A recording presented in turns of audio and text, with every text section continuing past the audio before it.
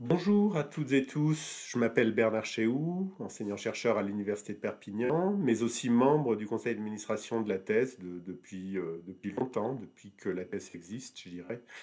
Je regrette sincèrement de ne pas pouvoir être parmi vous aujourd'hui, mais au moment où vous m'écoutez, normalement, je suis en train d'accompagner un groupe d'étudiants de Master 2 à un atelier de terrain.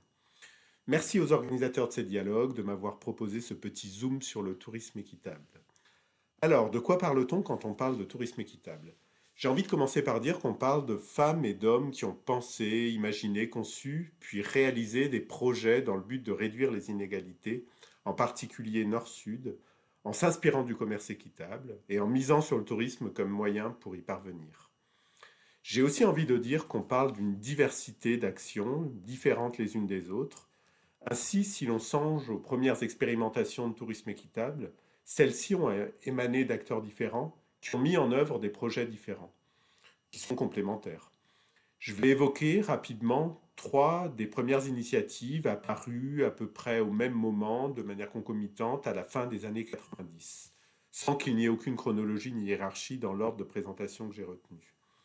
Je vais commencer par l'initiative d'un réseau d'ONG européennes de plaidoyer et de sensibilisation, appelé TEN, TEN Network.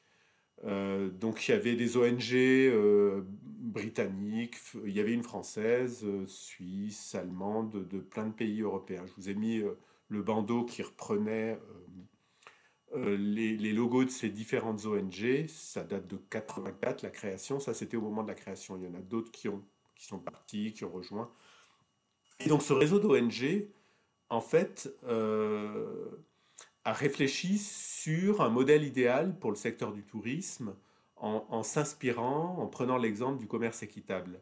Ces ONG ont mis en œuvre des campagnes de lobbying, de plaidoyer, pour pousser les acteurs classiques du tourisme à modifier leurs pratiques inéquitables, qui avaient de forts impacts négatifs en termes d'inégalité socio-économique, et en particulier dans les pays en développement.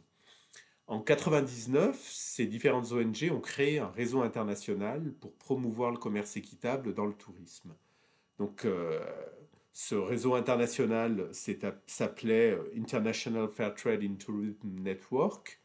Il n'a pas été réellement dissous, mais il n'est plus en fonctionnement aujourd'hui, hein. Il comprenait des opérateurs touristiques, des ONG, des universités, des institutions. Et ce qui est notable, avait des représentants à la fois du Nord et du Sud. Et l'une des premières tâches réalisées par les membres de ce réseau international a été de déterminer collectivement des critères définissant ce qu'était pour eux le tourisme équitable. Donc on a une définition du coup qui a été établie par des acteurs à la fois du Nord et du Sud.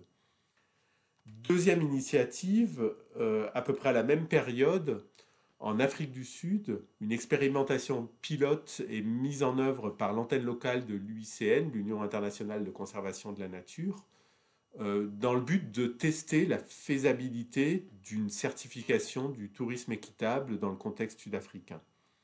Ils ont jugé l'expérimentation concluante et du coup, Fair Trade in Tourism in South Africa naît en 2001 comme structure de certification et de promotion d'opérateurs touristiques en Afrique du Sud. Un peu plus tard, ils ont changé de nom quand ils ont commencé à certifier des acteurs touristiques de pays voisins comme le Mozambique, devenant Fair Trade Tourism.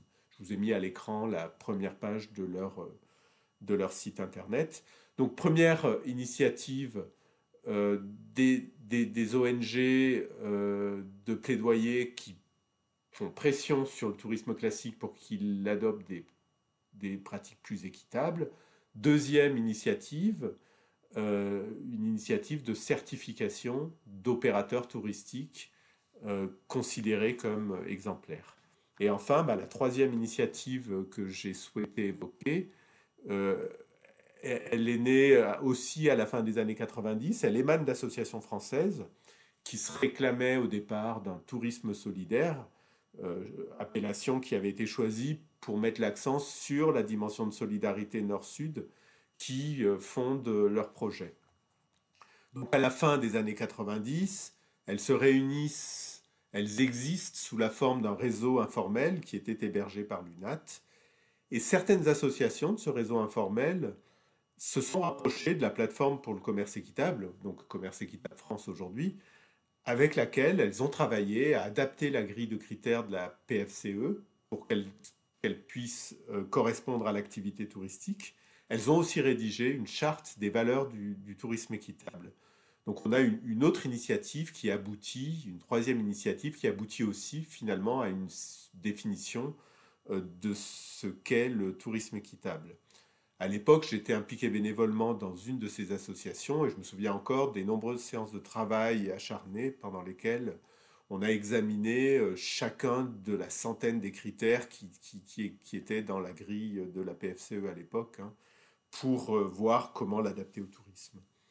Et finalement, bah, la thèse, d'une certaine manière, est née en 2006 suite à ce rapprochement avec la plateforme pour le commerce équitable. Mais je ne vais pas vous faire toute l'histoire de la thèse. Euh, alors bien sûr, nous n'avions pas affaire à trois initiatives étanches les unes par rapport aux autres. Ces différents acteurs ont été amenés à se rencontrer à un moment ou à un autre. Par exemple, nous avons travaillé tous ensemble à, à la fin de l'année 2005 au sein d'un groupe international de travail qui comprenait l'ATES, Fair Trade in Tourism in South Africa, et certains membres du réseau TEN, notamment Tourism Concern, l'ONG britannique qui a cessé ses activités il y a quelques années. Donc on s'était réunis dans un groupe de travail sous l'égide de FLO, l'organisation de labellisation de commerce équitable, dans le but d'étudier la faisabilité d'une certification internationale du tourisme équitable. L'ambition de départ était grande, mais finalement, elle n'a pas abouti concrètement. Alors, quand on parle de tourisme équitable, on parle aussi d'une activité qui ne fait pas l'objet de beaucoup d'intérêt de la part des chercheurs. Si l'on examine les articles académiques publiés sur le tourisme équitable, on constate qu'il y en a eu très peu. J'ai effectué un recensement de tous les papiers en anglais et en français, euh, en consultant les plateformes éditoriales académiques. Et j'ai constaté bah, que seulement 27 papiers avaient été publiés en un peu plus de 20 ans. Et aucun en français n'a été publié depuis 2013. Le dernier date donc de 2013. Et si on va voir des points de comparaison, si on s'intéresse au nombre de papiers publiés sur des sujets proches, comme par exemple le commerce équitable ou sur le tourisme communautaire, on va constater que la différence est énorme. Sur le graphique que vous avez à l'écran, en rouge, j'ai mis les papiers sur le commerce équitable et on constate bah, que il y a eu jusqu'à 250 papiers publiés sur la période 2010-2014. En jaune, j'ai mis les papiers sur le tourisme communautaire.